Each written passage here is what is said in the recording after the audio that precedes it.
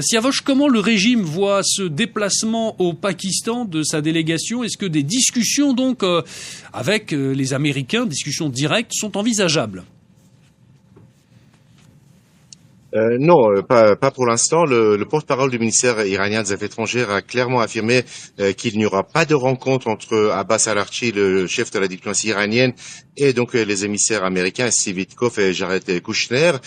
Donc pas question de les rencontrer. L'Iran ne leur fait pas confiance et n'est pas prêt à rencontrer de nouveau les Américains tant que le blocus contre ces ports n'auront pas été levés.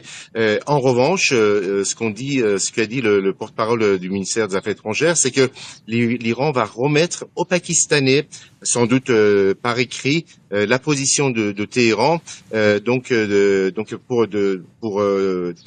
le cadre des efforts du Pakistan, je cite, dans le cadre des efforts du Pakistan pour mettre fin à la guerre entre l'Iran et les États-Unis et ramener la paix dans la région. Donc pour l'instant, il n'est pas question d'une nouvelle rencontre, puisqu'on sait que c'est le président du Parlement qui dirige l'équipe de négociateurs iraniens. Et si donc il y a une avancée, des progrès dans la position des deux parties, à ce moment-là, il pourrait y avoir une rencontre officielle de nouveau, donc entre Américains et Iraniens, avec la présence de Mohammad Bagher Ghalibaf, qui a démenti toutes les informations données par la presse israélienne ou d'autres médias sur sa démission. Et donc à ce moment-là, il pourrait y avoir une nouvelle rencontre, mais au préalable, il faudrait que les Américains acceptent de lever le blocus contre les ports iraniens, ce qui aura également pour conséquence la réouverture du détroit d'Ormuz.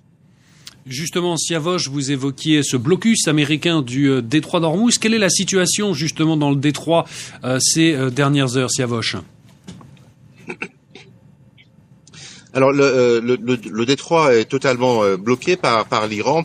D'ailleurs, un nouveau navire commercial battant pavillon libérien a été donc saisi par l'Iran, un navire qui, selon les gardiens de la Révolution, est lié aux Américains, puisque selon les détails qui ont été donnés par les gardiens de la Révolution, ce navire a donc entre 2024 et 2026 est allé 11 fois dans les ports américains pour décharger des différents produits.